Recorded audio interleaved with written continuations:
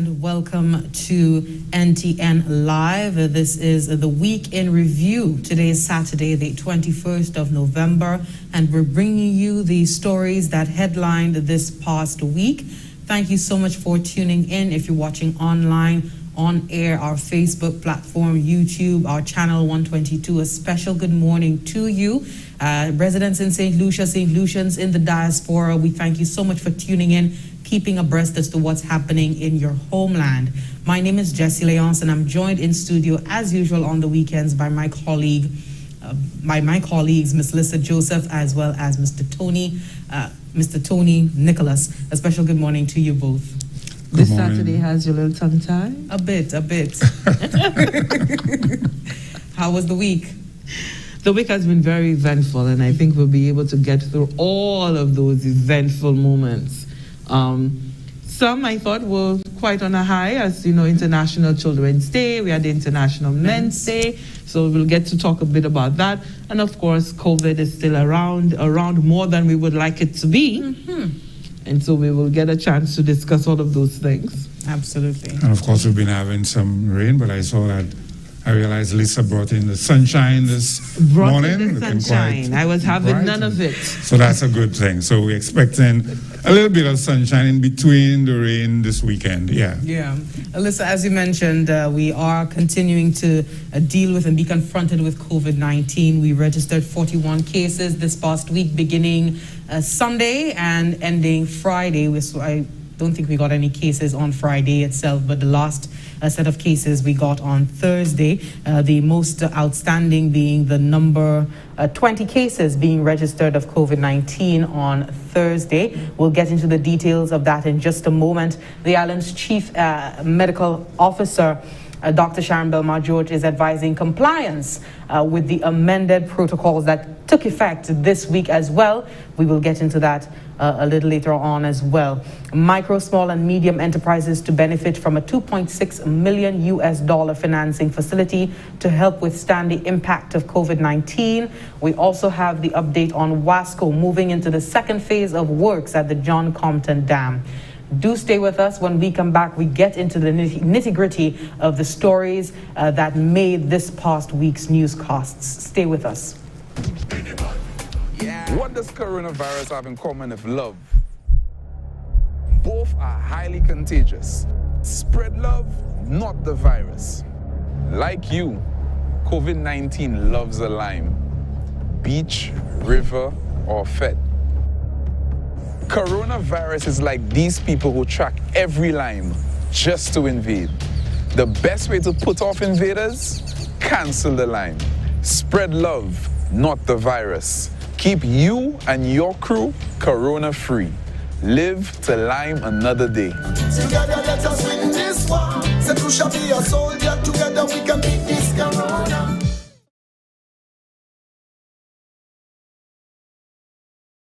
Thank you so much for staying with us. We're looking back at the week in this morning's edition of Week in Review live on NTN. We are coming to you from the Information Command Center of the GIS studios.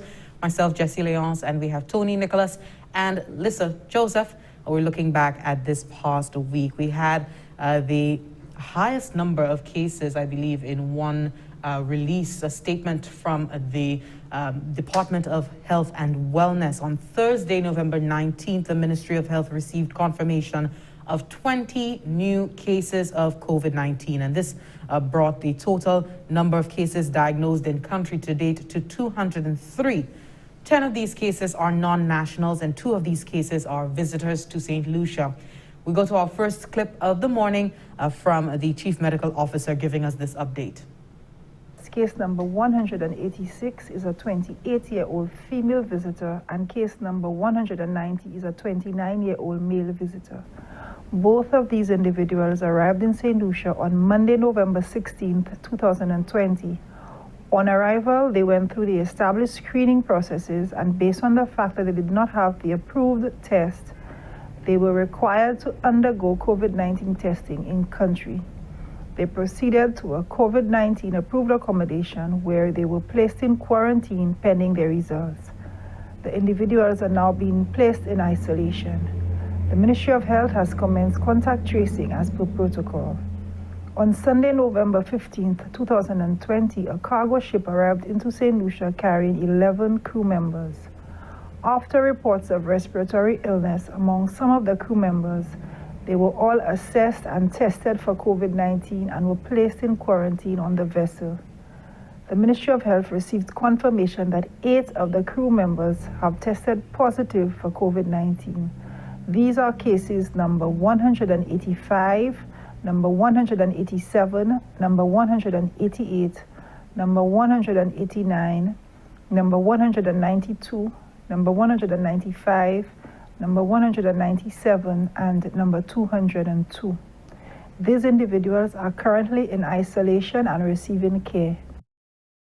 Out of the 20 cases reported, 10 of them are St. Lucia nationals as well. And after being assessed and tested for COVID-19, they were placed in quarantine while awaiting their test results. 5 of these cases were identified through the contact tracing process, and an epidemiological link has been established for these 5 cases. Investigations are ongoing to determine the existence of any additional links associated with these cases. As per protocol, the arrangements have been made to place these individuals into care. Case number 184 is an 18-year-old female from the Castries district. Case number 191 is a 32-year-old female from the Castries district. Case number 193 is a 48-year-old male from the Castries district. Case number 194 is a 47-year-old male from the Grosley district. Case number 196 is a 20-year-old male from the Castries district. Case number 198 is a 50-year-old female from the Mico district. Case number 199 is a 34-year-old female from the Grosley district. Case number 200 is a 47-year-old female from the Grosley district. Case number 201 is an 18-year-old female from the Castries district. Case number 203 is a 27-year-old female from the Babonneau district. All of these individuals, after being assessed and tested for COVID-19, were placed in quarantine by healthcare practitioners. Medical Officer Dr. Sharon Belmont George. And in addition to the new cases that we have being registered, like I said, in the last week, between Sunday to Thursday, we had registered 41 cases of COVID-19. We've also seen quite a few individuals recovering from the virus as well, and they're being reintegrated into our society.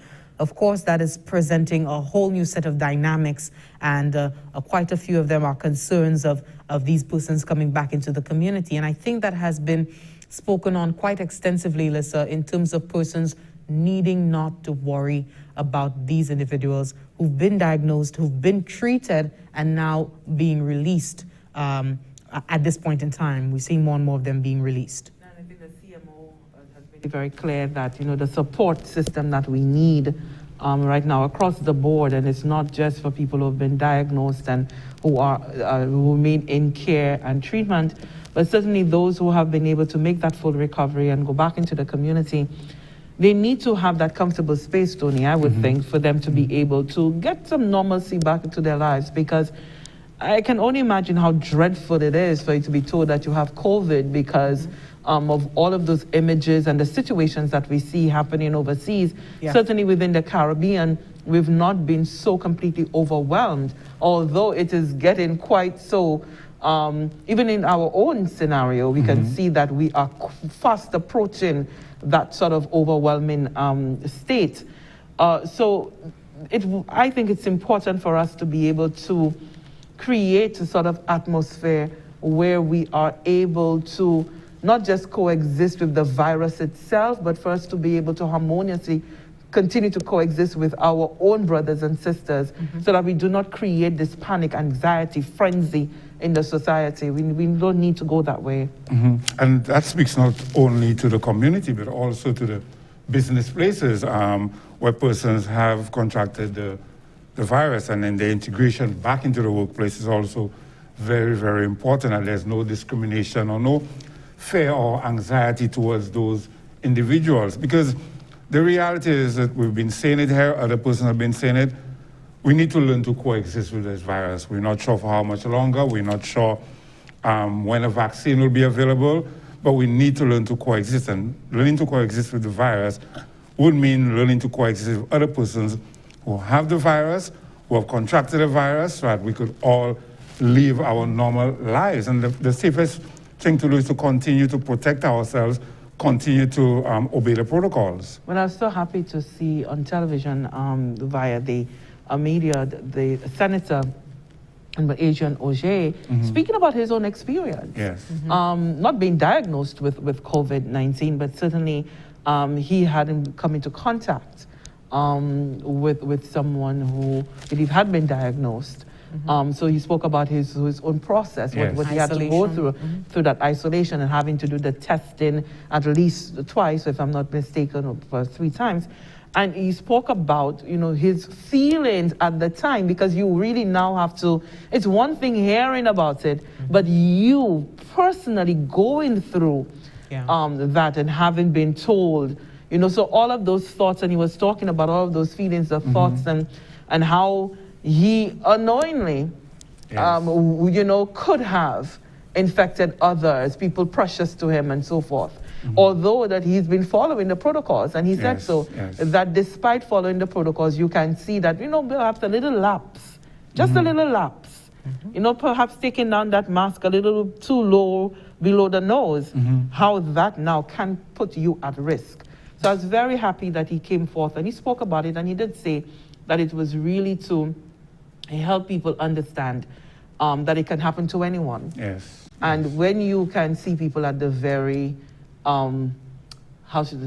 people at the high echelons of society, if you will, for want of a better phrasing, impacted by something that so many people are impacted by, it really gives you pause and say, hey, if this can happen to the senator, it can happen to me, let alone me.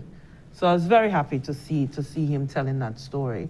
But Tony, you speak about, we speak about the coexisting, and with now that we have our total tally of diagnosed in country at 203, but the active number of cases we have would be what? Is it 180 something?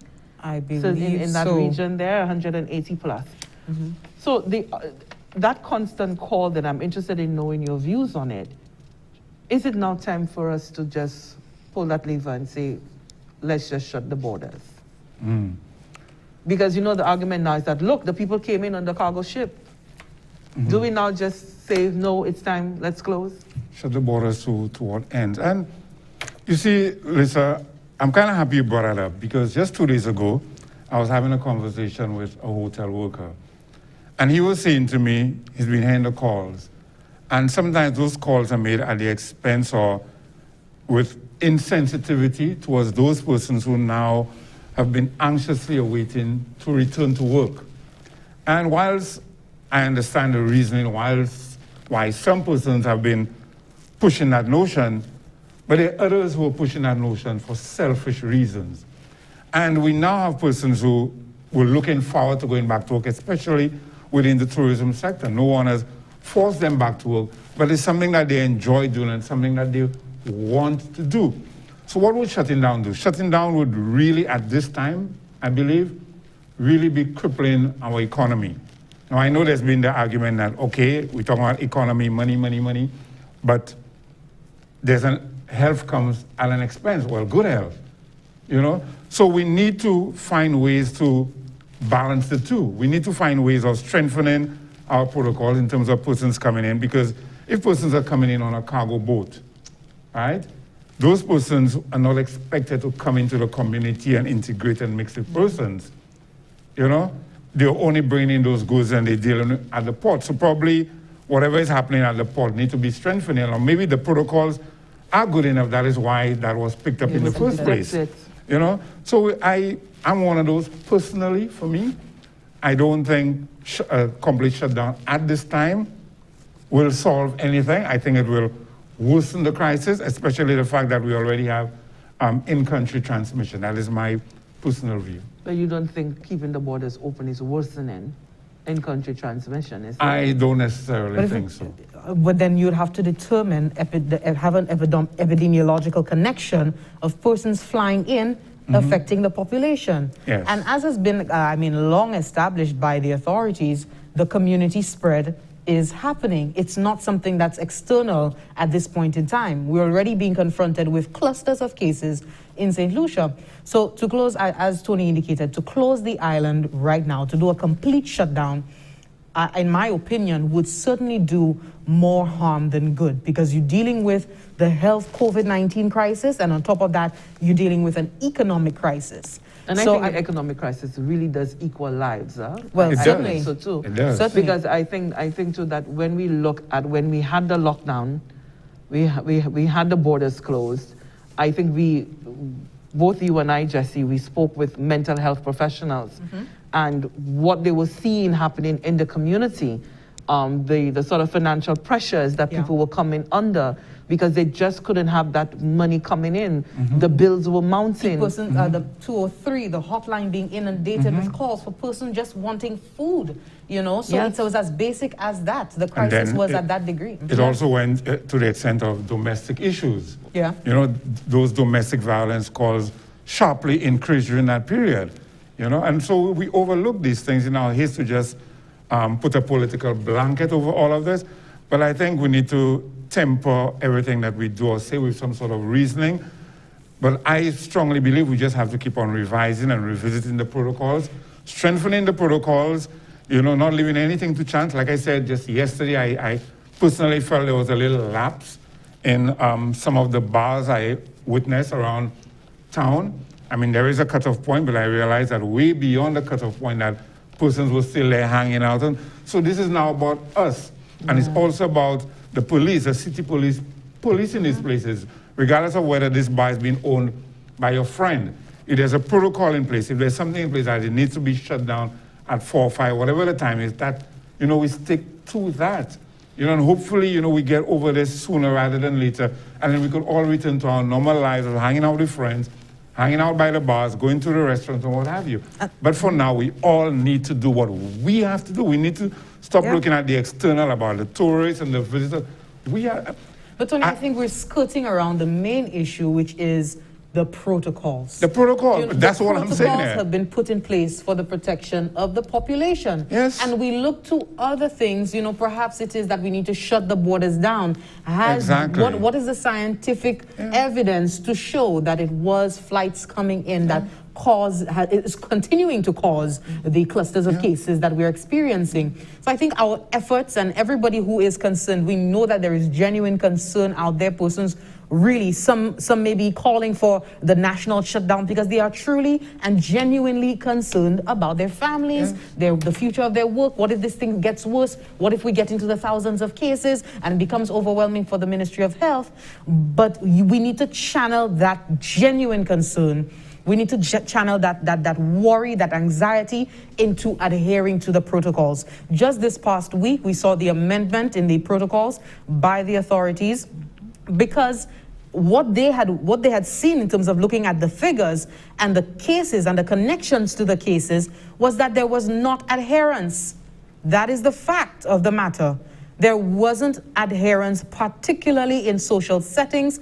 Persons were not adhering to the grab-and-go policy at the bars in certain areas in the city and so on. Not quarantining, as they should. Not quarantining as they should have. Parties I when think you're supposed to be in that is where quarantine. we should be generating our frustrations, This Because is what we again, need to fix. talking about generating the frustration, looking to other things. The argument and the videos we saw being circulated over the weekend about visitors being allowed to be on boat cruises and catamarans, and locals cannot enjoy a boat ride. Okay, so I put it to some friends of mine. Okay, so you want to do like the visitors are doing, being on the catamaran and the cruise. Okay, so here's what the visitors have done.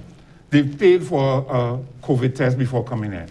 Okay, so we're going to call the CMO after this show. We'll say we need locals on boat ride. So they need to do the same thing. So you want to go on a boat ride, you first pay for your COVID test, which is 100 US. 100 US. Right. Then you need to quarantine for 7 days, right? Or be in isolation for 7 days. Then you need to pay what the visitors are paying, the whole package for the hotels and whatnot for that boat cruise, which is sometimes about 100 US again.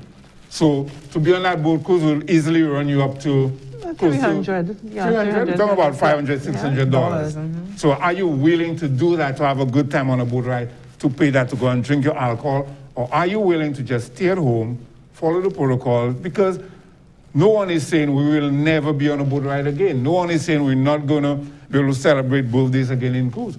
But for now, we're just trying to ask everyone, let us just work with each other. Let us respect each other's space as well. But how do we deal with this sentiment that the visitor is being given that sort of liberty that we are not being given, so that our liberties are being stripped from us, and they are the ones coming to enjoy I don't think and there's frolic? any easy way to deal with that. Like I said, there are some persons out there who just hell-bent on pushing their negative propaganda and their foolishness. But do you feel that... I think it's outright foolishness. But And some on a persons- personal level, do you feel that someone who's visiting St. Lucia at this time is being given more liberty than you I as don't a think national? So. I don't think so.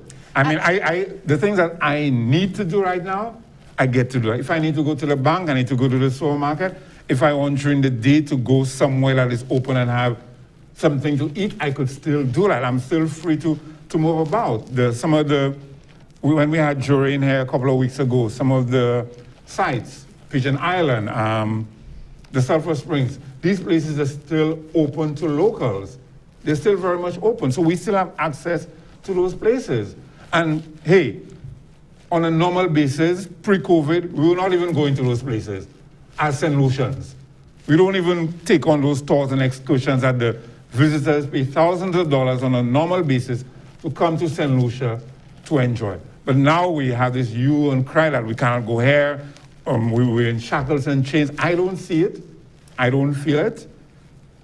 I don't know where that is coming from, but I just believe that some persons are just hell-bent on focusing on all the perceived negatives, or some of us are like sheep. Someone posts something, a video of visitors on a catamaran with no mask on, they in their own bubble, remember, in the hotel. But then all of a sudden we're saying that locals are not allowed to do the same. But as I said, if you want to do the same, then possibly pay for the COVID test and all the other things that the visitors are doing as well. Yeah, I think there's some degree of distinction to be fairly made between the residents of St. Lucia and those who are visiting. Because when you look at things from the socioeconomic perspective, you have commerce, industry, exchange of goods happening between Ulissa and Massey stores, between a person in the community and their corner shop. St. Lucia is the corner shop. And we have these individuals who are transacting and who are doing business, having the St. Lucian experience, which is essentially a product. So that is essentially the merchandise that we have on display, to ensure that we can keep our economy going. We certainly felt the effects of not having a tourism industry in the last few months.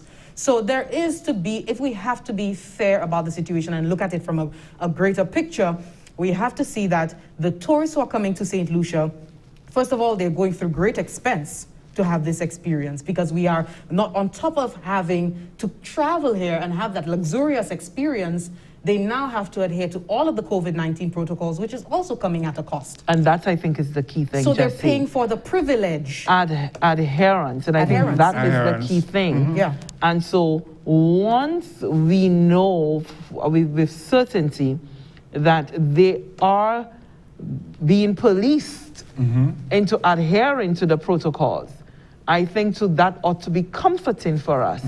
That because we do know that we have our workers there at the various properties, our nationals out there working, they're coming back into the communities. And it would be important for these individuals to have been able to been given the clean bill of health, if you will, and then for them now to come to enjoy. So the adherence to the protocols, the enforcement of the protocols, and of course, even at the port of entry, for the various clinics that have been set up, that there is some sort of sail face there, so that people coming in, we now hear about the falsified COVID test documents, that people can purchase online and so forth. And so now people are beginning to change the dynamics of the game And so we too now must be on top of that. Buffer and buffer and buffer all and the buffer. time, all the time. I mean, right now there's the floating situation of perhaps a St. Lucian national who seems to have accessed the property.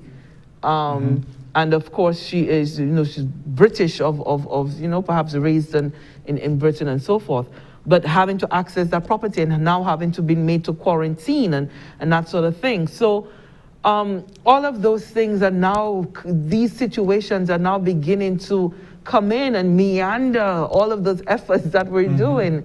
So every time the dynamics of the game change, we must be in a position for us to be able to not just respond, but in some circumstances, we need to be able to preempt some of those things in order for the public now to be able to say, yes, I feel safe.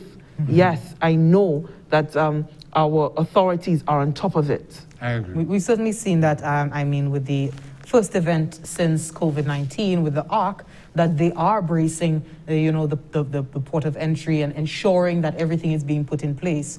We're going to come into that in just a moment, but I would, based on what you're talking about, I think the tourist experience is a bit lost on some people, and I think a way to understand it, I've seen the vlog so far on YouTube of Americans, of British individuals who've so far visited St. Lucia under the COVID-19 protocols.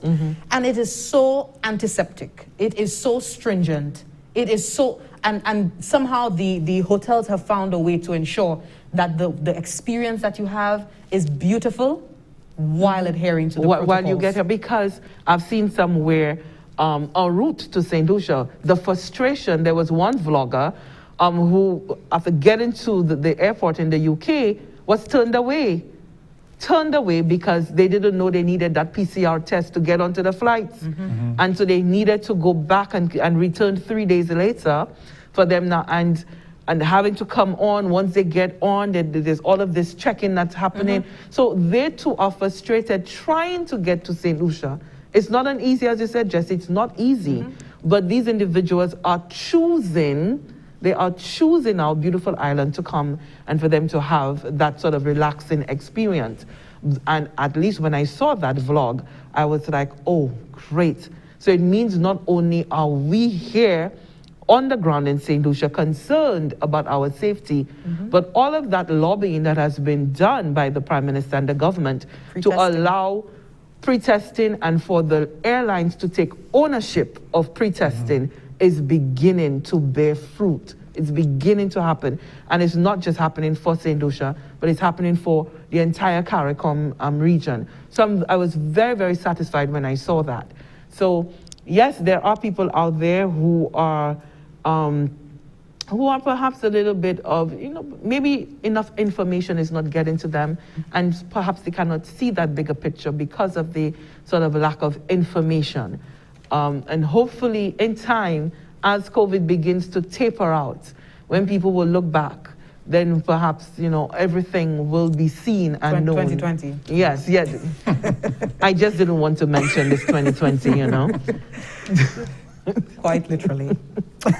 But definitely, we have the tourists, they're willing to pay the price for paradise at this point in time. And so we do encourage you to do your part the same way that our visitors are playing their part. They're going through very, stringent measures and protocols to get to St. Lucia to have that experience. It's the same way we need to do our part as well.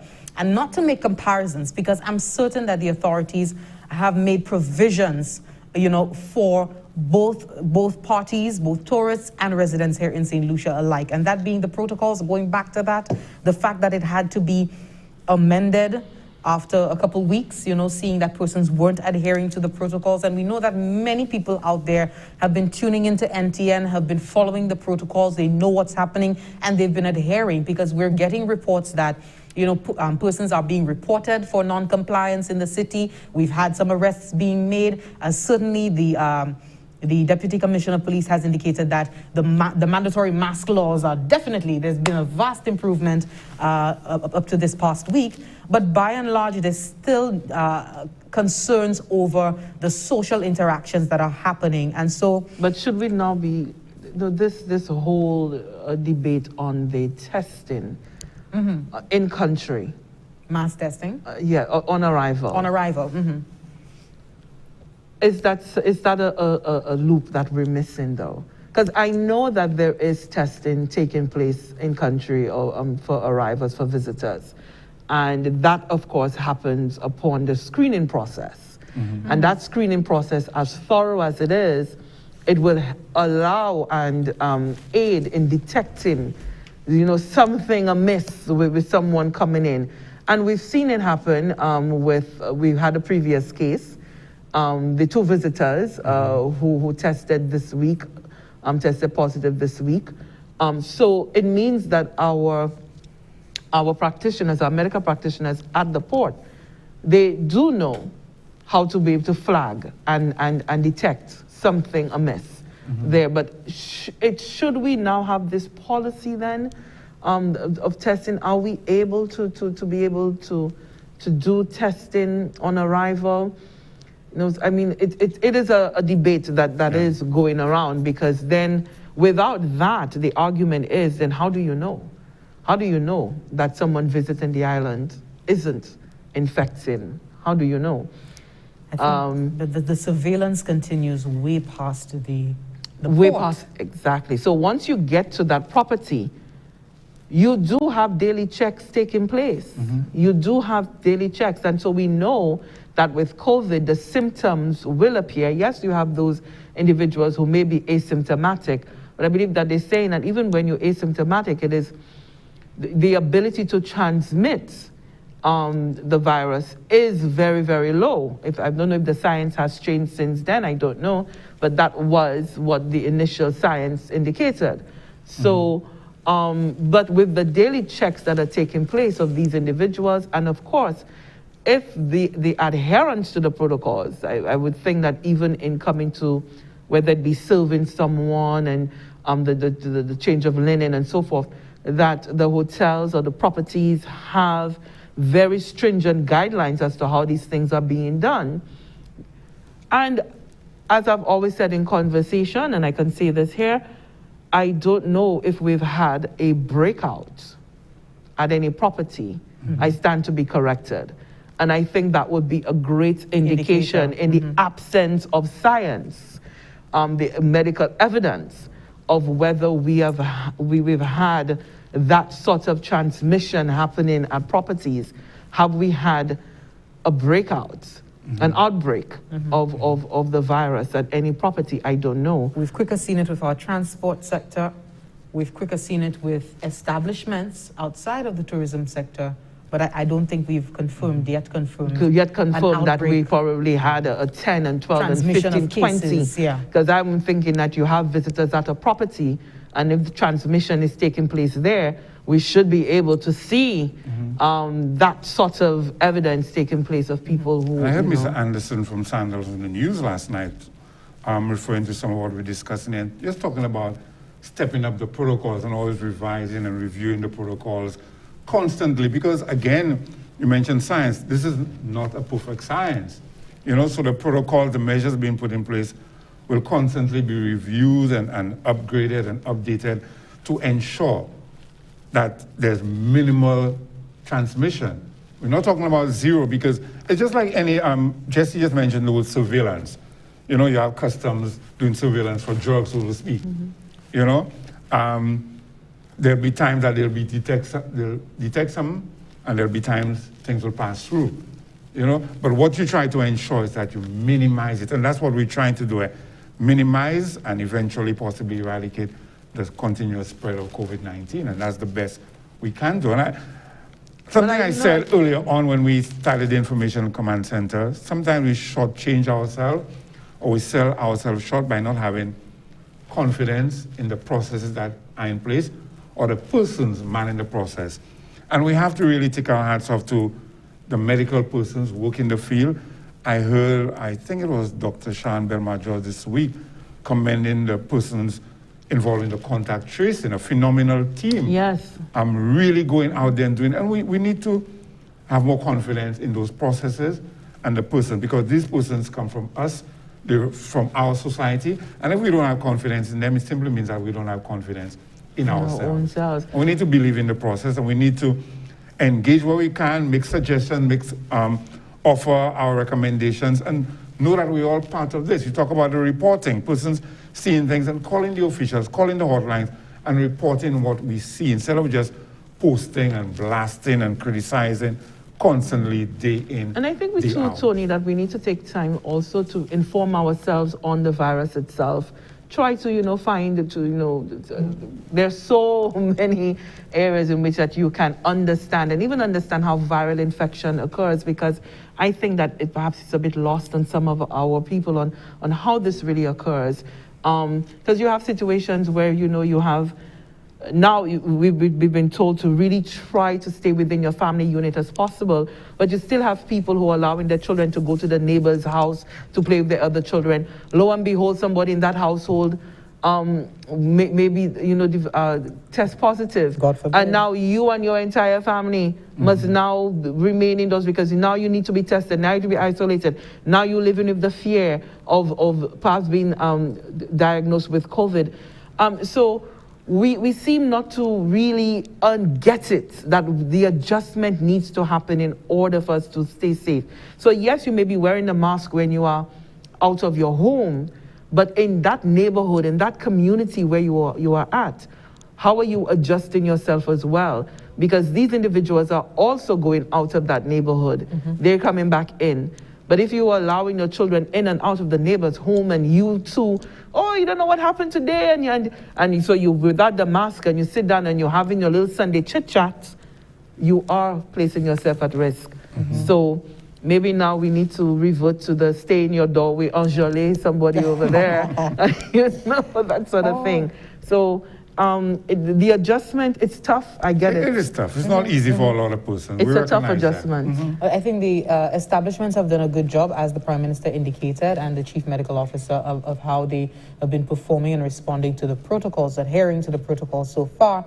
But another aspect, just to piggyback off of what you said, Lisa, is the transport sector. We shouldn't get lost in seeing a friend on the bus and just go and cozy up next to them, thinking that, we're just going to have a nice conversation and catch up on old days. Or people tell you, well, I know they say COVID, but they come to hug you anyway. They hug you anyway. Yeah. That heightened awareness and next level How do you respond to that, Lisa, personally? Do you say, step back, stop in the name of love, stop in the name of, I love you and I love myself enough to, not want COVID at this point in time. But definitely we need to have a heightened awareness, a next level consciousness, about the viral situation that we're being confronted with, in order to really, look at the bus, do a quick count. Is the driver wearing his mask? Before you go in and sit, and get comfortable and see your friend from down the road inside there, and now you'll take out your mask to have a better conversation. But there's something else too, Jesse. I mean, we talk about the buses, and I have that bit of a trepidation for the bus drivers, because you have a situation where you get very defiant people, public transport, very defiant individuals, passengers, and this driver may be saying, please put on the mask, please put on the mask. Yeah. Now, it also begs the question, does the driver need to become confrontational with someone in order for him to put the mask? So if that person isn't complying, what is the next best thing the driver can do? Stop the bus to put you down? Then it becomes a whole bus arguing and quarreling. But that's why I think the warden situation with the Royal St. Lucia Police Force in the communities, that's what I was hoping you would get to, will really, cement that sort of compliance on all fronts: the corner shop, the rum shop, the bus stop, every point. And I'm hoping that when the wardens are put in place, that would be a focal point as well. Exactly. Where you can stand there and even assist with perhaps the sanitizing of the passengers as they come onto the bus, ensuring that mask is on there, and people are sitting as orderly as possible within the designated area, not shoulder to shoulder and that sort of thing, and then the bus can now just move on, and hopefully that the driver will be able to control the passengers on their journey.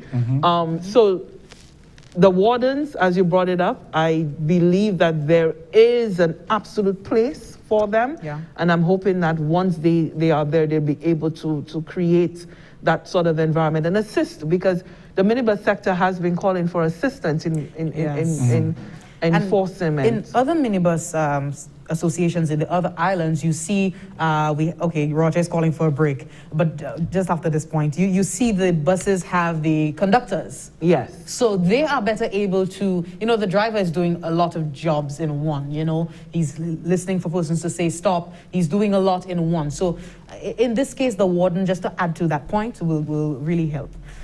We're going to take a break, as advised by Roger. Do stay with us. When we come back, we take a look at a bit more of the developments in this past week and the COVID-19 protocols overall. This is the Week in Review, live on NTN. Stay with us.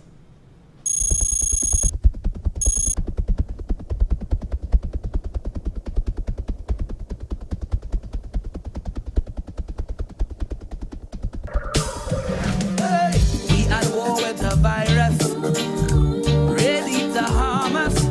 Panic is not the answer. We can win this together. Often use hand sanitizer. Better yet, use soap and water. We must protect each other if we are to beat this corona. Together let us win this war. Be a soldier for St. Lucia. Together let us win this war. Be a soldier, together we can beat this corona. So you don't become the next case. Avoid touching your face. I'm sure you've been told so. Handshakes and hugging are up. No. Advice, give you the please. Cover your mouth and your nose if you cough or sneeze. Practice social distancing and avoid large social gatherings. Together let us win this war. Be a soldier for St. Lucia. Together let us win this war. St. Lucia, be a soldier. Together we can beat this corona. For further information, please contact the hotline at 311 or the Bureau of Health Education at 468-5349. Thank you so much for staying tuned. Myself, Jesse Leonce, Tony Nicholas, Lissa Joseph, we're in studio this morning looking back at the week's stories, and we have registered 41 cases for the past week. From Sunday to Thursday, we had no cases announced on Friday, but by the Department of Health and Wellness.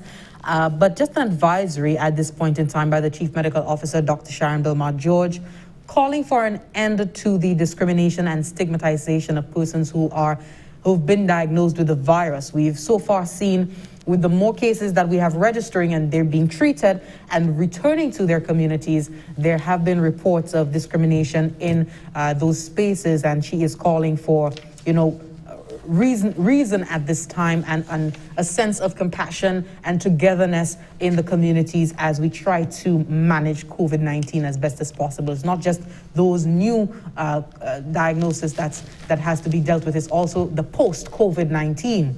So I just want to go to a clip from Dr. Belmar-George speaking on, the calling for an end to the discrimination and stigmatization. Take a look. Over the past 3 weeks, a number of individuals in care have recovered and been discharged from care. It is important that families, communities, workplaces, and the wider society help in creating a supportive environment which will reduce the fear or concerns of individuals who are returning to their daily routines after recovery. An individual who has been diagnosed with COVID-19 needs the comfort of familiar faces and places to help in their reintegration, as this helps with their emotional and mental well-being. As such, the Ministry of Health and Wellness makes an appeal to everyone to be compassionate and avoid stigma towards individuals who have been diagnosed with COVID-19. Let us continue to practice the infection prevention and control guidelines that will help to reduce the exposure to the virus. Wash and sanitize your hands often during the day. Ensure a mask is always used when in public and ensure it covers both your mouth and your nose. Sanitize frequently touched surfaces, often using a bleach solution, and maintain the separation of 6 feet from others, which is about 2 arms length. If experiencing flu-like symptoms, keep away from others and seek medical care immediately at the closest respiratory clinic. Also avoid contact with others who may have flu-like symptoms. So that was the CMO. Of course, we have spoken quite a bit on the discrimination and stigmatization in the previous segment. Just to go back to this week, at the top of the week, Monday, 16th November 2020, the amended COVID-19 measures following the NEMAC meeting and the update to the nation on the Friday took effect. And it's reinforced to target areas of high transmission as recommended by health officials. The stricter measures are coming on the heels of rapidly increasing cases of COVID-19. We've seen in the last 3 weeks or so, rapidly increasing cases, and Chief Medical Officer Dr. Sharon Belmar-George says the epidemiological links between the COVID-19 patients indicate a lack of compliance to the protocol. So we have a report on these observations of the CMO, the health officials, as well as the tightened protocols as announced by the Honorable Prime Minister. Take a look. St. Lucia has updated its COVID-19 classification to clusters of cases. As recent as this past weekend, epidemiological links are being established between most of the diagnosed. On Sunday, 15th November, 5 of the 9 cases registered were connected to earlier patients. 3 of the 4 cases registered on Friday are confirmed links to earlier patients also. The Chief Medical Officer, Dr. Sharon Belmar-George, notes that the virus's reproductive rate has increased in this second wave on the island. She attributes non-adherence to the protocols as a prime cause. Our contact tracing team, they've noted the increases in transmission in our positive cases. What do they note? The level of risk from our positive cases, indicating the lack of compliance to the various protocols and policies that have been put in place to date. So that's given, we note the lack of compliance. It puts us at this stage in a very critical position where if we don't work to break the chain of transmission with immediate effect, it would lead to our forecasting and our projections over the next 14 days to almost tripling the numbers that we are noting to date. While authorities are generally satisfied with the performance of the business sector in its compliance to the protocols, they remain concerned with what transpires during social activities. Acting Commissioner of Police Milton Daisy says the force has had to deal with protocol offenders in this regard. We realize that the protocols that had been established, especially that was 2 weeks ago, persons were not fully complying. I must say that at this point we realized that the wearing of masks, there was a vast improvement in the city where persons were wearing their mask, I must admit. However, there were certain protocols not being followed, for example, at the various bars and places of public entertainment. We saw that the persons were supposed to have bought their drinks and leave the bar, but that was not happening. Also, we are still getting complaints on the buses where persons not complying with especially the drivers, the total number of persons that they need to carry. We are getting the complaints. We are getting videos of persons who I must, at this point, thank the members of the public who see it fitting to report these incidents. In the update to the nation on Friday, 13th November, Prime Minister Honorable Alan Shastney announced amended protocols targeting social events. Mass gatherings and social activities are strictly prohibited. No provisions are to be made for celebrations of any kind, including birthdays, retirements, wedding and funeral receptions, wakes, boat rides, or picnics. All sporting activities are also prohibited, including gyms. All daily church and religious services are limited to 25 individuals within the church compound.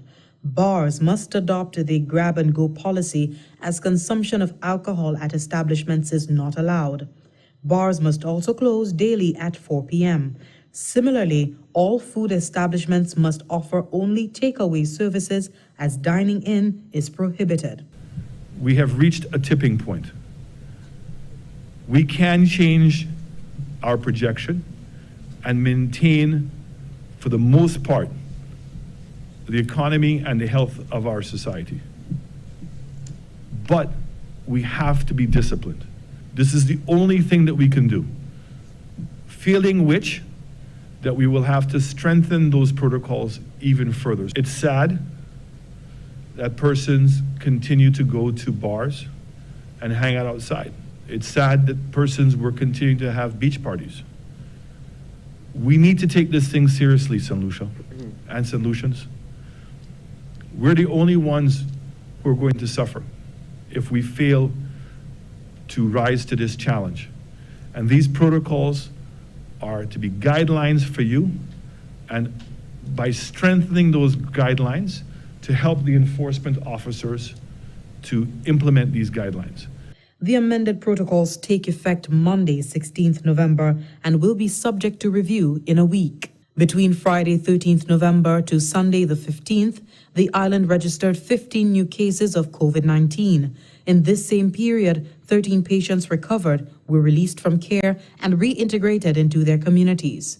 St. Lucia's total number of confirmed cases stands at 171 to date. From the Government Information Service, I am Jessie Leonce reporting. That report there on the amended COVID-19 measures, protocols that took effect at the top of this week. And we do hope that persons are adhering to the protocols. We do hope businesses continue to adhere.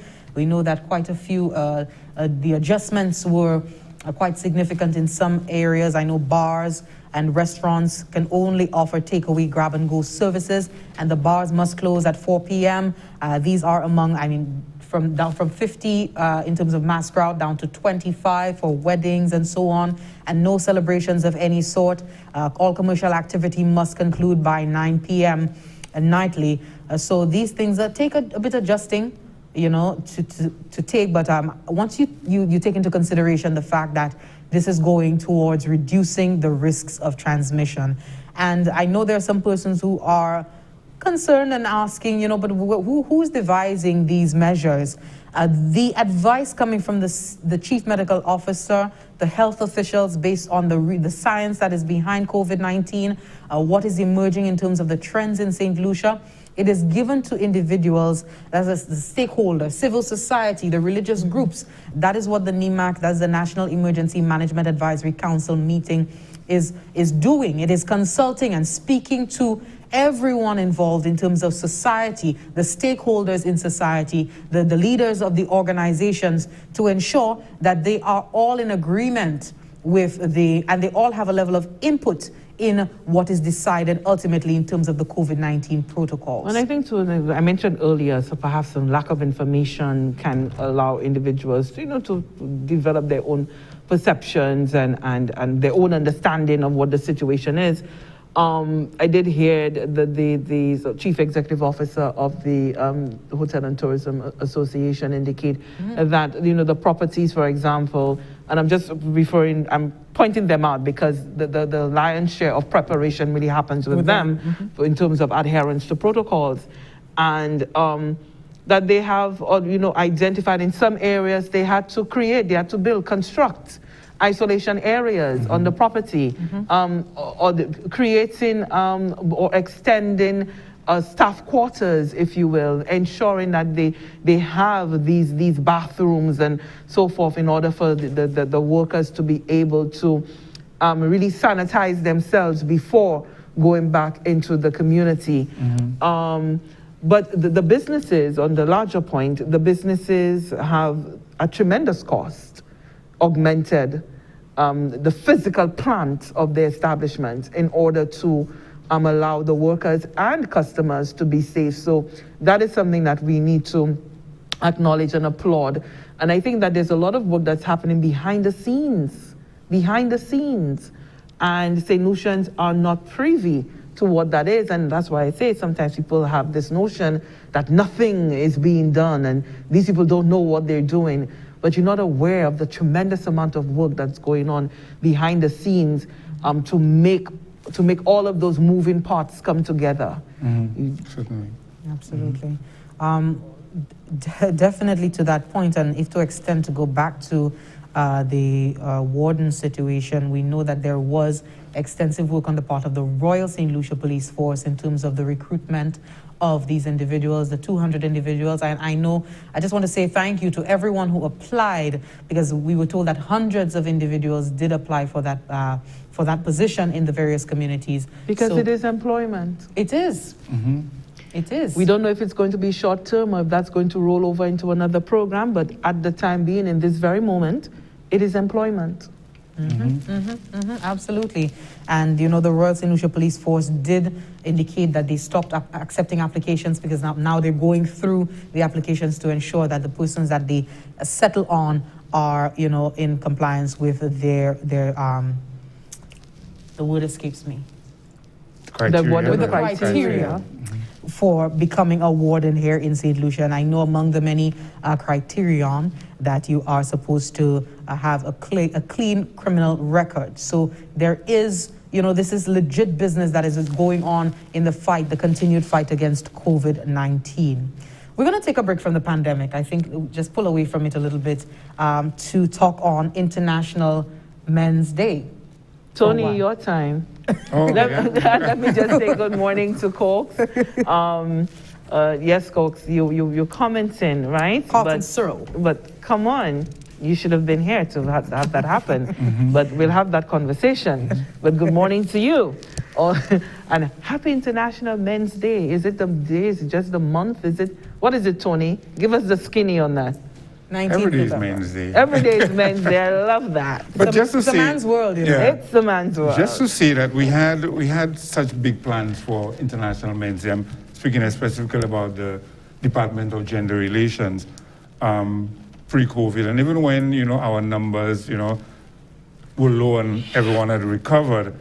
One of the things we had, because gender relations, most persons see the department of solely women.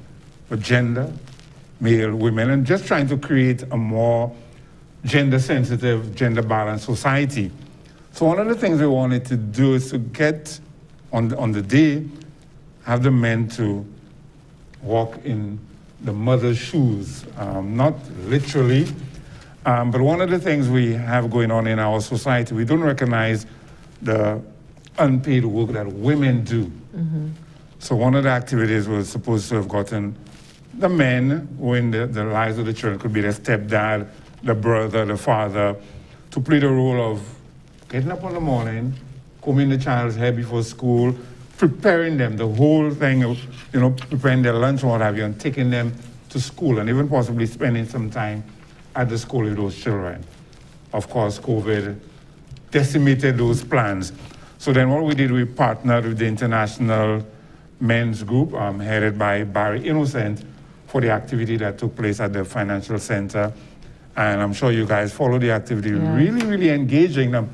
Those young men who performed, you know, their live performances, in song, you know, hip hop, dancehall, reggae, was really, really inspiring. What was really touching for them, speaking to a number of them afterwards, was that the fact that both the Minister for Gender Relations, Honorable Dr. Rigobert, and Honorable Prime Minister Alan Chastney, they both stayed throughout the entire, and they were in awe of what they saw and heard coming from the mouths of those young men on that day. So I felt quite proud of them as well. But I want to say that I have, over the years, seen a shift in our society where men are concerned.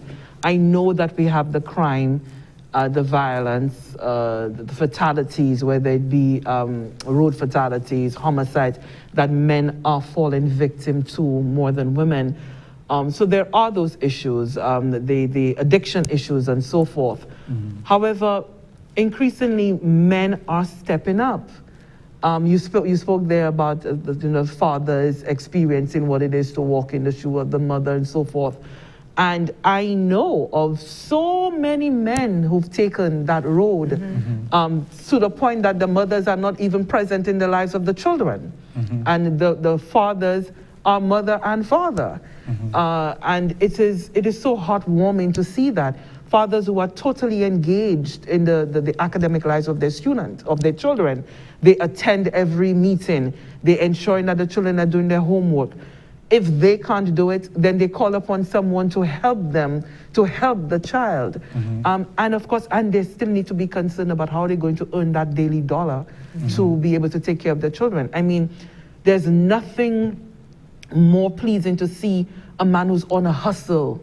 And he's on the hustle because he wants to be able to go and get all of the things that his children really need to make their lives as comfortable as possible. And these are not just people who are in their 30s and 40s. I'm talking about young men, 20, 25, you know, who are really engaged in the lives of their children. So this is an awesome thing. I think too, Tony, that the conversation as a society needs to really be honest. Yes. And we really need to discuss the sort of advancement of women and what that has done to our male population. We need to have an open and frank discussion. This morning is not the time for it, but I really want to see, and perhaps you on a planning committee can have that open discussion. Even men, in the emotional intelligence of men. Yeah. How does that match up to women? The sort of conflict in relationships. Are men always the aggressors? And what happens to a man who falls victim to domestic violence? I don't think we are honestly addressing these things. Having that support system is very, very important. Yes. I mean, we talk about it all the time. Women have that almost natural, instinctive support system with each other in that bond. But when access it comes to his children after a relationship has failed. A lot of men are suffering, and they're suffering in silence. This idea that he must give the shirt off his back just because, you know, he's no longer with the mother of his children, and perhaps, you know, out of her own anger, she doesn't even want to see him progress, doesn't want him to have anything. So it's a constant back and forth and a back and a forth. I mean, these are honest and real conversations we must have in order for us to achieve this gender balance that we love to talk about. Right. That's where the gender balance really lies. Parity. To get to a point where we build in a society based on mutual respect for each other, that we have to be partners in this whole building of this new St. Lucia that we keep talking about. And it's important. I mean, now I know that we are here in St. Lucia and the rest of the Caribbean. We're happy to latch on to the latest phrases around the place. I mean, you know, the latest thing of toxic masculinity, it's a big thing globally. And so we take all of these terms and we ascribe it to our own setting, our own society. And we don't even really understand what it is, but then we begin to have a deconstruction of our own morals and values in a society based upon some construct, some foreign construct.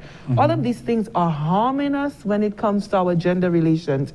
So again, we need to have an honest conversation. And Tony, I look forward to you leading that charge. Definitely. I'm going to remind you.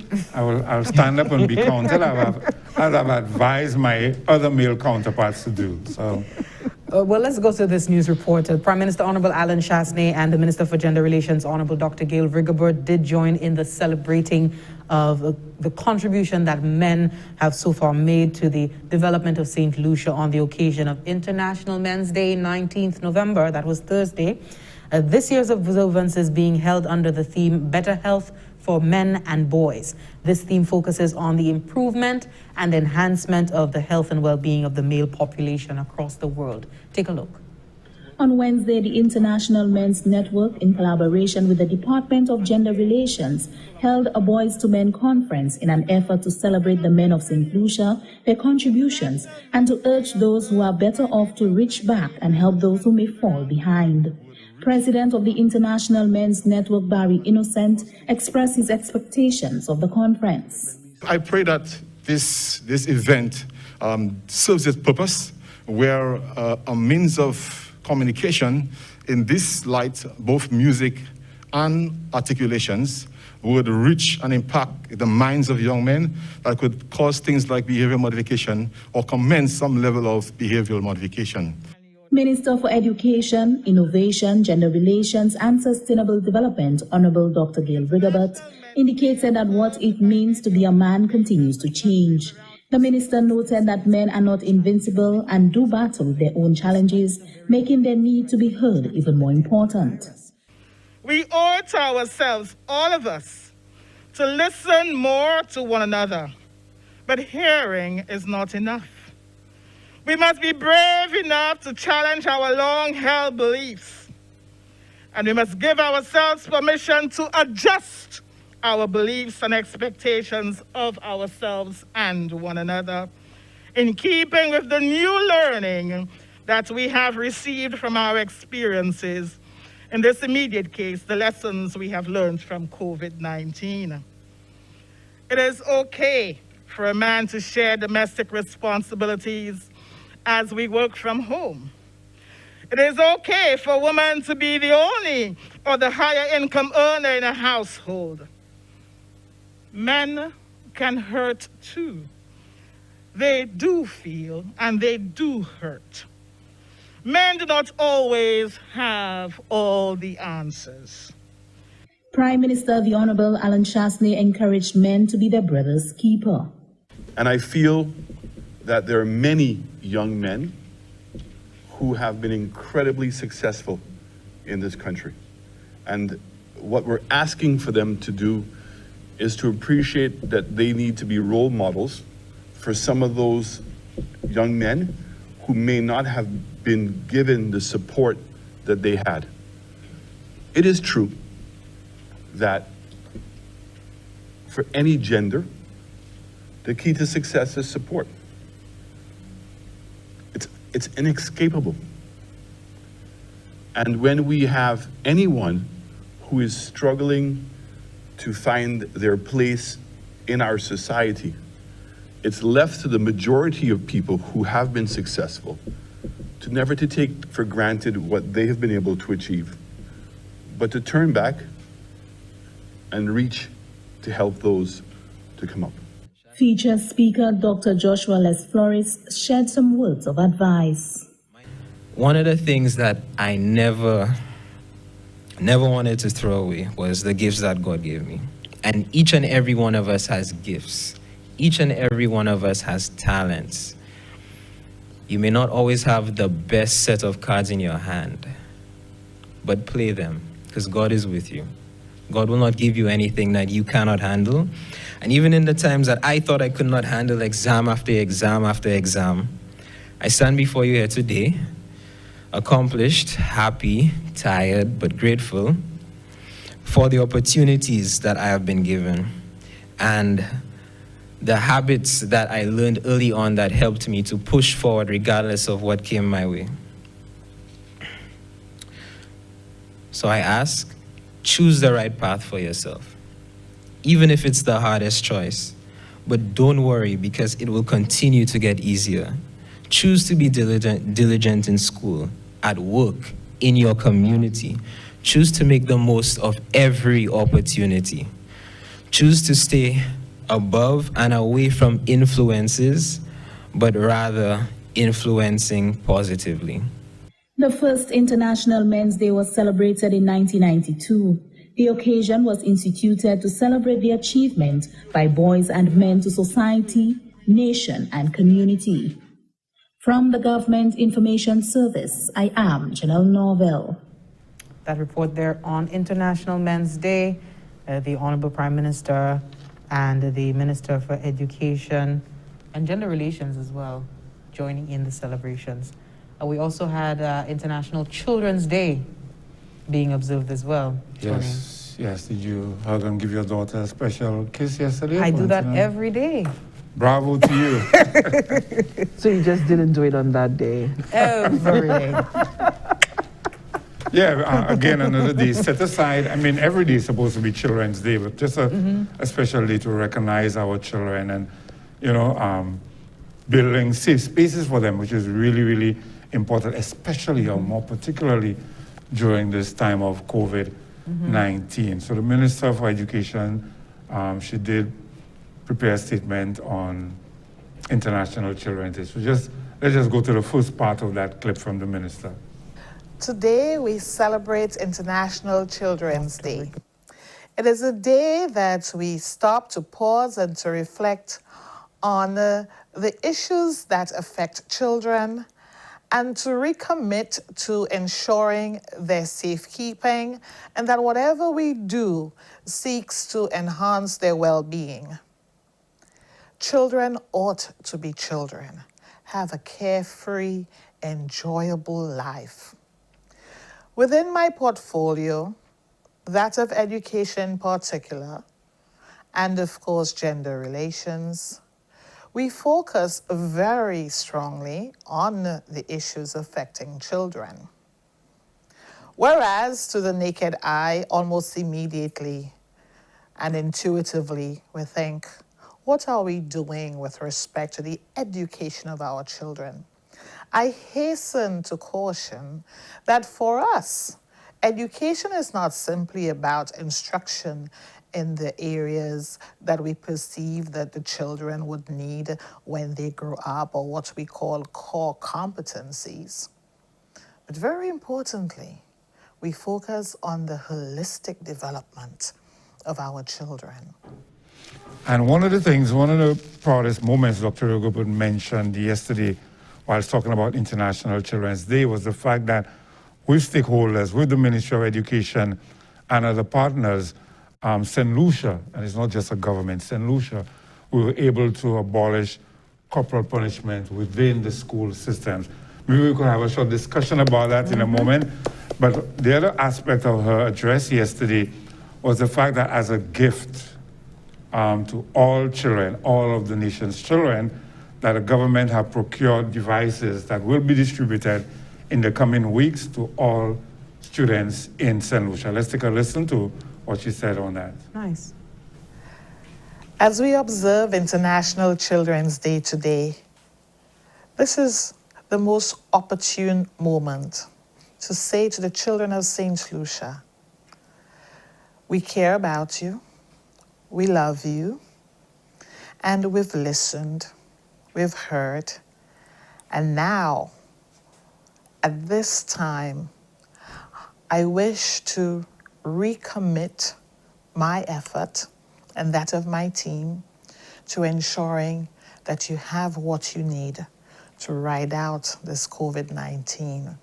But more importantly, to better position you to capitalize on the emerging opportunities in this knowledge society. So, in commemoration of International Children's Day, I wish to advise that every child in our education system will, over the next weeks and months, be equipped with a digital device to allow for effective participation in online learning. Happy International Children's Day. Our gift to you, the children of this nation. Thank you to Prime Minister and Cabinet colleagues for making this a priority. And again, as we've said several times on this program, it is not simply a question of giving a child, a student, a laptop or device.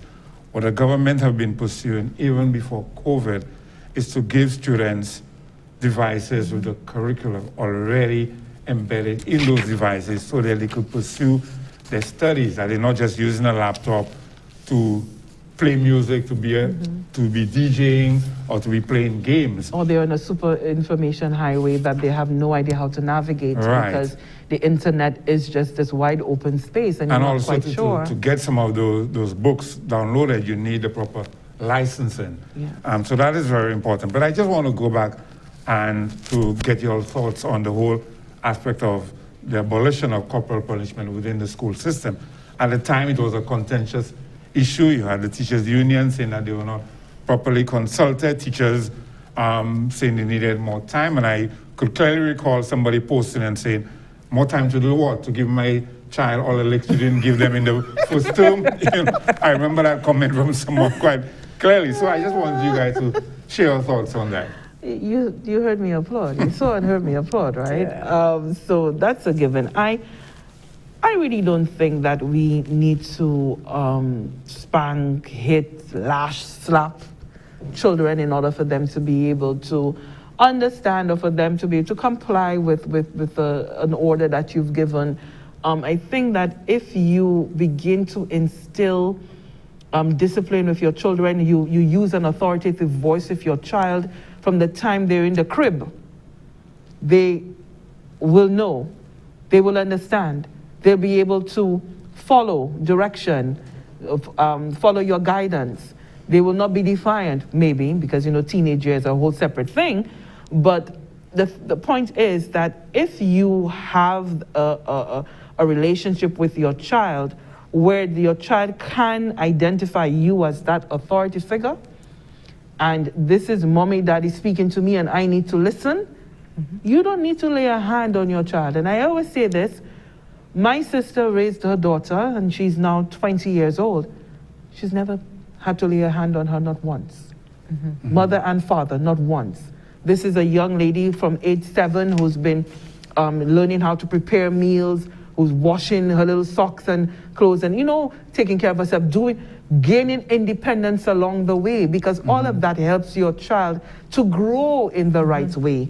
So you don't need to beat your children for them to become successful and progressive and all of those things.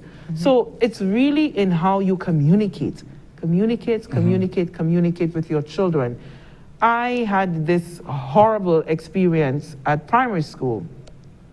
And to this day, I can't stand mathematics. To this day, right? I want nothing to do with it. Mental block. All because of the experience at school. Once you see that teacher and she had this huge stick, and if you can't give her the answer as quick as she wants, lash. Why? So for me, that was just a traumatizing experience. I have a mental block when it comes to mathematics to this very day because of that experience there at school. So I know people think that children, oh, you'll get over it. No, you really don't. Well, the other thing you hear persons saying, but look how much licks I get at school and look how good I turned out. Well, how do you know you're not still suffering from those experiences? You don't know. Yes. You don't know. It certainly disfigures a child's perception of authority and problem solving and interpersonal skills. So they grow up, we have the domestic violence issues. We have these cases because, you know, from young, these kids understand if I want someone to do something, then exactly. Yes. If I need to correct a situation, if I need to fix anything in my life that somebody is not adhering to, my partner is not, you know, listening, my sister is not listening, my child is not listening, then I need to lash them back, because that is how I understood it as a child. And just to make the connection between what you said, Lisa, with the parents and the children understanding the authority of the parents' voice enough to get in line, I think a closer relationship in terms of the corporal punishment in schools, the abolition of it, is a close relationship between the parent and the teacher. Because once the parent whose word the child listens to and you know, is attentive to, and you accept the correction from the very voice of the parent, if the parent shows that there is a partnership with the teachers, I think that level of authority and respect passes on to the teacher, and they don't even have to inflict that sort of physical harm to convey a message to the child. You know, so the partnership between the parents and the teachers is very important as well. I agree with that as well. Yeah. So that's it for International Children's Day, International Men's Day observed this week. But Tony, just to not to belabor the point, but the laptops coming, because you were making the point that the devices is not just about so we will be able to see, as the minister indicated, in the coming weeks and in the coming months, more of those, because I know that the Prime Minister made the announcement that 6,000 were already on their way, if and not also already here. I must mention that teachers, distribution of devices to teachers started in the last couple of weeks. So teachers will also be provided with devices. And so no more, I don't have a laptop to do the government work or the people work. Right, and it's not these are the loan books. Yes. Okay, but I am a fan of the loan book. I really am. Yeah, absolutely. The way that it is structured, and that everything that the child needs is already there in that interactive format as well, and so that the teacher can also monitor what the students are doing. I really do. I am a fan of the learn book. And I also think Grenada is also using the Learn Book. They've been using it, I think, perhaps since 2018 or 17. And even labs, there are labs on there. You could go in and do virtual lab work in the science subjects, and that's quite fascinating. And so you really are at school while being at home. But I think during the break, Jesse, you were making the point too that in order for there to be that real sort of a, alignment of what's happening with the blended learning approach, parents really need to create that sort of environment at home. So this is the time scheduled for classes, if you will, and this will be your downtime. So they really need to have that sort of schedule and timetable in the home in order for the children to get into that mood for learning, because that's a difficult thing. Because beyond that, Lisa, all over the world, in countries like in some of the European countries, the discussions have been had with psychologists and teachers and educators in terms of the adjustment that children are now having to make, and not just children, but teachers and parents as well, because the scheduling, I mean, we are creatures of habit. You know, you went to school in the morning, you wake up by a certain time, your parents have to drag you out of bed, you get ready for school, you dress up, you get your lunch, you go to school, and there's break time, lunch time. We did that for the greater part of our lives, our early lives, you know? And now all of a sudden, that is no more. You know, all of a sudden, that has stopped. Parents need to adjust. Even teachers having to get up and start teaching virtually. I saw a program this week, even persons are having conversation about they're confused even as to how to dress. Because again, you have a mind frame of you wake up in the morning, you dress a certain way for work. You have a pattern. On Monday is when you look your best. You know, on a Friday is usually a dress down day. So even that psychological is playing on the minds of person. You know, they wake up and, do I pull out something on my cupboard, or do I just wear a top with an old pair of shorts because they're only saying, you know? So all of these things we're having to adjust, and it's a continuous work in progress. And the mental space, I just need to mention that as well. The minister also thanked those persons who are providing psychosocial support for both teachers and students. That is also available, and that is extremely important. I know in St. Lucia, we're still developing and growing in that space where somebody who needs psychosocial support is not just a madman or woman roaming the streets. You know, that we all go through the daily stresses of life, and sometimes we just simply need that debriefing. Yeah, you need to deal with your feelings. You have to deal with your feelings. And compounded with the you know, just to add to the argument for a routine, you have the kids right now whose instruction was interrupted earlier in the year due to the onset of COVID-19, where school had to be closed with no plan in place necessarily. And so I get the feeling that there are some teachers who are probably trying to rush through, especially for common entrance and so on, get the kids to, you know, understand the concepts very quickly. And I think the routine is even more important because, you know, we're running the risk, we need to protect our kids' psyche. We're running the risk of them getting anxious and so on, and probably, you know, jeopardizing their chances at sitting an examination. But the routine, very, very, very important. And I think the parents have a critical role to play in ensuring that you set aside time for, you know, working from home, having school from home, but also incorporating the other things that perhaps you would have overlooked before because you think maybe they're getting it at school, playtime during lunchtime. At home, let them have some playtime as well, because that is also a critical component of their developmental process. You know, so these things are important. Don't hammer down schoolwork on the kids.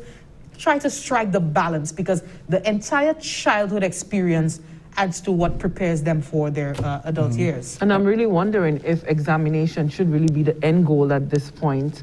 You know, teaching to take a test at this time, considering that everything remains so up in the air. And to your point, Jesse, is really to allow the children to be able to absorb as much, you know, information as possible, as slowly as possible.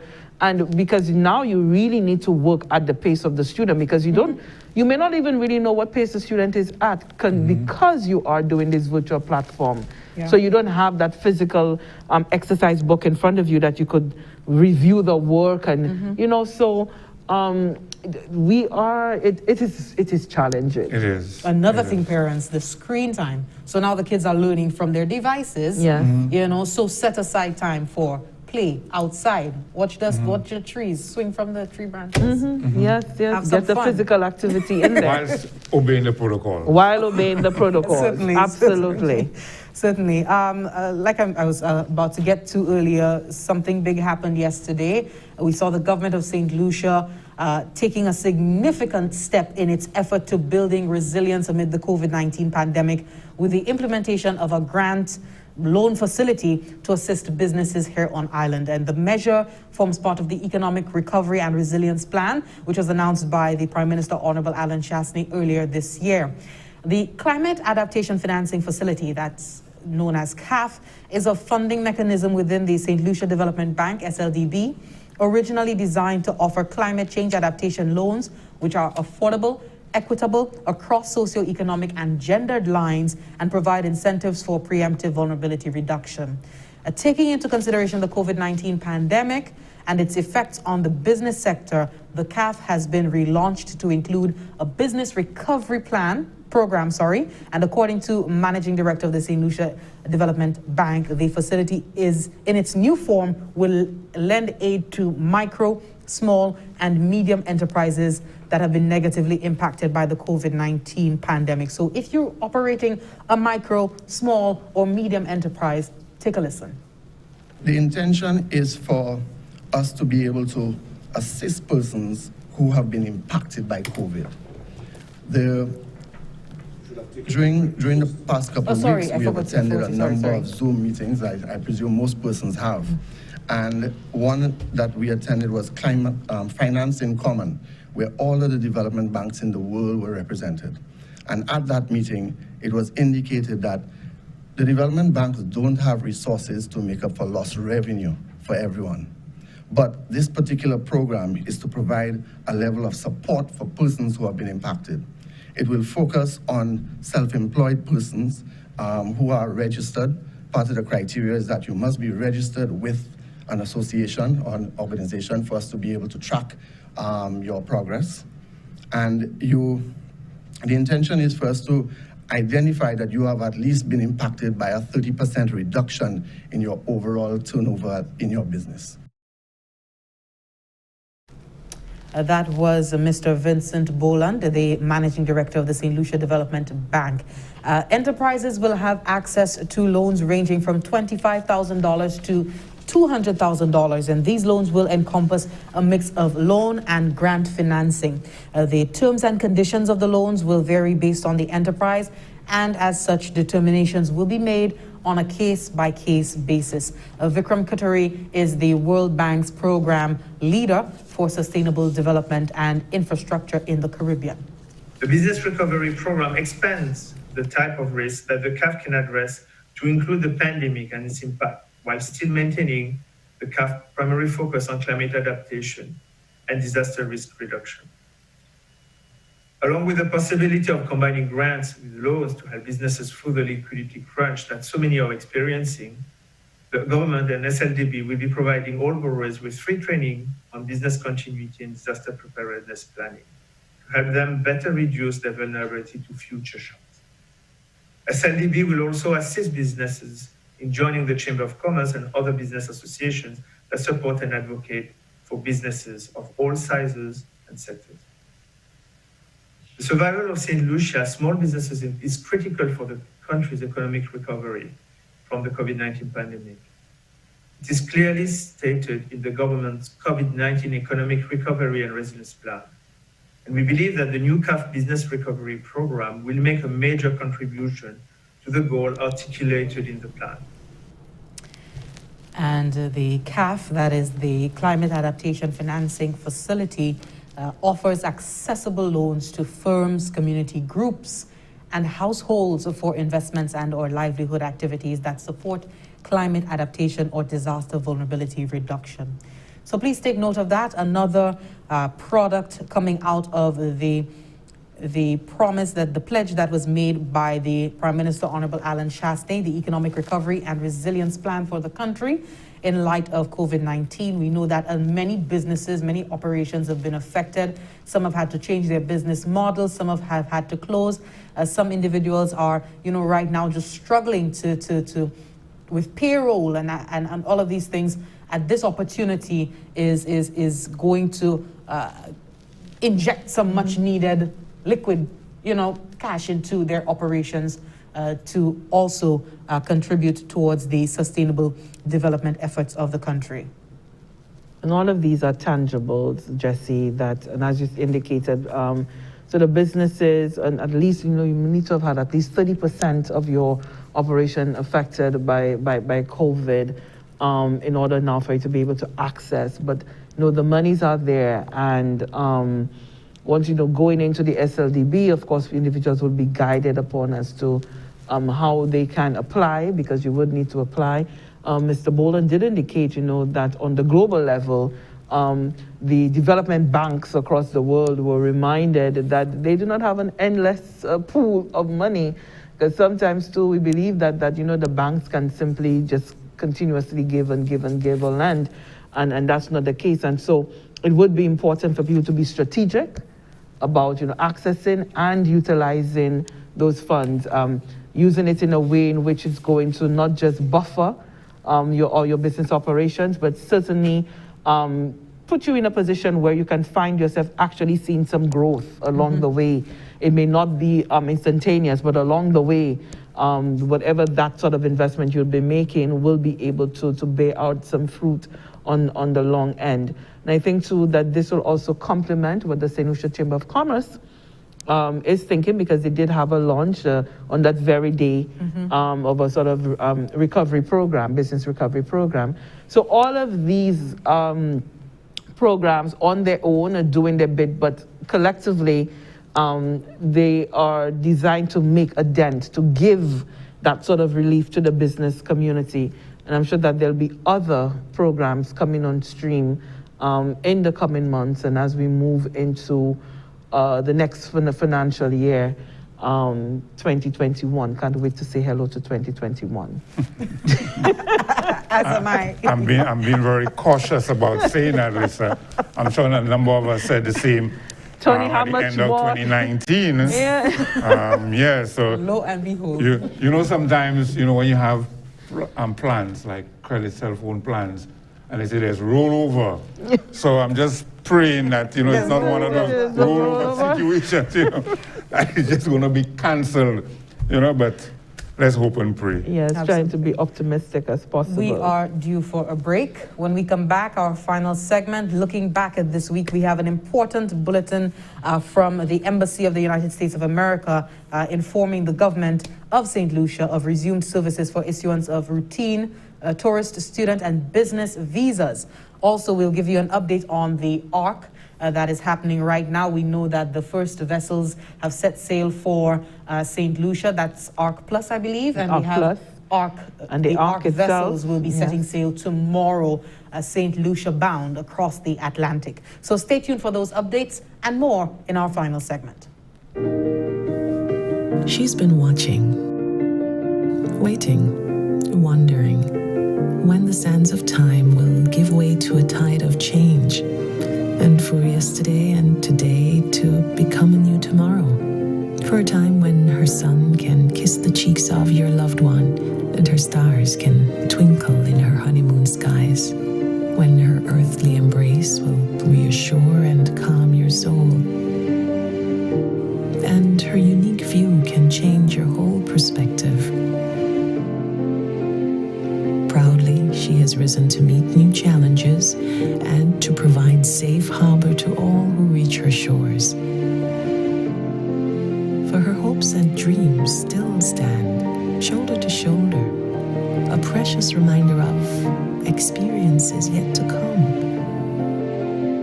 So, wherever your moments and memories take you, let her sense of adventure set you free. She is St. Lucia.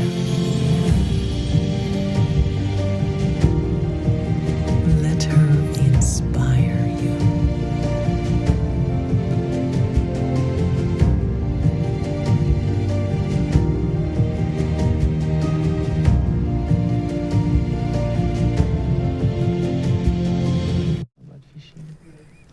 Thank you so much for staying tuned. We're now down to our final segment of our Week in Review live on NTN. Myself, Lucia, Tony, bringing you the latest stories, the stories for this past week that have made the headlines. The government of St. Lucia, through the Department of Agriculture, continues its efforts to support fisherfolk around the island amid the impact of the COVID-19 pandemic. Liz, I believe you took hold of that story earlier this week. Yeah, it was... The fisherfolk have now quite happy that they've been able to receive this injection of cash, because, you know, the initial thing was to give off sort of credit or vouchers when it came to fuel. But, you know, the concern in the fishing community was that not everyone would be able to benefit from that incentive, because you may have the boat owners who themselves are not fishermen, quote unquote. And so that really is just something for the boat owner to be able to benefit from. And so reversing that decision and now issuing of the one-time payment to fisherfolk, and that included not just the fishermen, but also the individuals who are employed on the boats.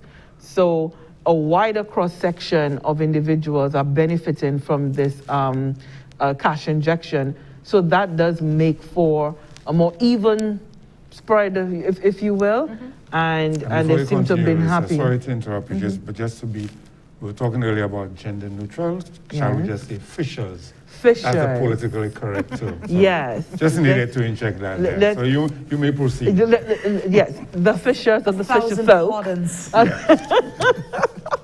Indeed.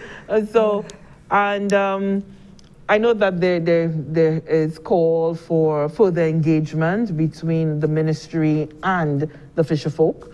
And so in the coming weeks, I think we will be able to hear about some of the sort of outcomes of those discussions. So let's see what happens there. But at least for now, we know that they've received their payments, and they seem to be quite happy about that. And we also go back to the whole notion of registering. I've heard various ministers from the different constituencies urging the fisherfolk to register. We haven't, again, a problem. We're going back to when we had the issues on the whole registration of persons doing coal making and other like industries and so on. And persons always have this fear, if I register, persons might know my business or sort of thing. And not looking at, if you register, then you stand to benefit from whatever incentives that the government is providing, the government of the day. But how do I find you if you're not registered? How do I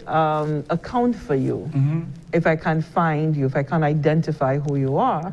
I mean, it's no different. You have a baby, you have to register that baby in order for you now to simply know that this individual exists. And even in terms of budget planning, if a government is planning the budget. How do I account do we know, for you? okay, there are 5 fishermen or 500 fisher folk, you know, that we need to make certain things, allocations available to those persons or those individuals. Yeah, and formalizing all of our sectors, that's important. Yes, there is place for that sort of informal sector, informal business, going on transactions and so forth. But by and large, if we formalize our sectors, you can lobby. That's an absolute plus. You have a stronger voice in being able to lobby. You are better able now to sit with your like-minded individuals and decide on the sort of standards you would want for your sector, and push for development in the sector. So formalizing yourself, there are so many pluses to doing so. So it's not that people want to come and know your business or perhaps tax you heavily and so forth, but there are absolute pluses to doing so. Absolutely. Moving on, as we're wrapping up for the morning, the Embassy of the United States of America has informed the government of St. Lucia that it has resumed services for issuance of routine tourist, student, and business visas in the B1, B2 category at the U.S. Embassy Consular section in Barbados as of Monday, 16th November. That was last Monday, with the next available open appointment starting 1st December. Please take note, this is an important bulletin. It's why I've inserted it in this morning's program. Appointments will only be made available for applicants who reside within the embassy's consular district that encompasses St. Lucia, countries within the territories of the Organization of Eastern Caribbean States, and the French and United Kingdom jurisdictions in the Eastern Caribbean. Applicants residing outside of St. Lucia, outside of Barbados, who wish to schedule an in-person interview must strictly adhere to all immigration restrictions imposed by the government of Barbados, as well as their Ministry of Health protocols in that country. A visa appointment at the embassy does not exempt applicants from required quarantine or isolation stipulations. All applicants must wear facial covering while inside the embassy and adhere to posted instructions about health and health safety, including social distancing and the application of hand sanitizer. Any applicant experiencing flu-like symptoms, including fever, should not appear for the scheduled interview. United States entry bans from designated global hotspots of COVID-19 remain in effect, and I believe it's the overwhelming majority of travelers from the UK, Ireland, the Schengen zone, as the European Union, Brazil, China, and Iran, even with a valid non-immigrant visa, will not be permitted to enter the U.S. if they've been there within a certain period of time. So please take note of this. Certainly the world continues to turn, and countries the world over are looking to see how they can resume operations and resume businesses to begin to generate some revenue. Yeah, and people need to travel. That too. So for us in this part of the region, we don't have direct flights to many other parts of the world, and sometimes you have to go via route of the U.S. and you will need the visa in order for you to be able to be in transit and go on your merry way. So yes, the world turns. No matter what, the world turns. So Tony, you happy about that? Yes, I am. There are persons who regularly need to go to the U.S. for medical care. There are persons who go regularly to pack their barrels themselves, to do their shopping at Walmart, Costco, and the likes. I see the glimmer in your eye as you say that. We'll need to have an off-camera conversation on that. But certainly, it just shows, like you mentioned, that business continues, and we just need to do what it takes to protect ourselves, our families, obeying the protocols, and I think both of you have alluded to it, seeking that information on clarity. If we're in doubt, get the information, get correct information, and which is not always available on Facebook by the bloggers and the commentators. Seek clarification and get correct information at all times. Okay, we're running out of time, but just to let you all know that the Atlantic Rally for Cruisers is on. It has kick-started. We have vessels that are now on the high seas making their way bound for St. Lucia. We have the ARC fleet of approximately 60 vessels. They're scheduled to begin their trip tomorrow, Sunday, the 22nd of September, departing Las Palmas directly for St. Lucia. And the adventure for approximately 26 ARC Plus vessels has already begun. They departed Cape Verde on November 19. That was on Thursday, International Men's Day. A brief stopover from Las Palmas and are now bound for St. Lucia as well. We heard from, in an update to the nation by tourism officials, Lisa? Yes, as well as the Chief Environmental Health Officer. He did speak very detailed what those procedures and protocols are once the vessels arrive.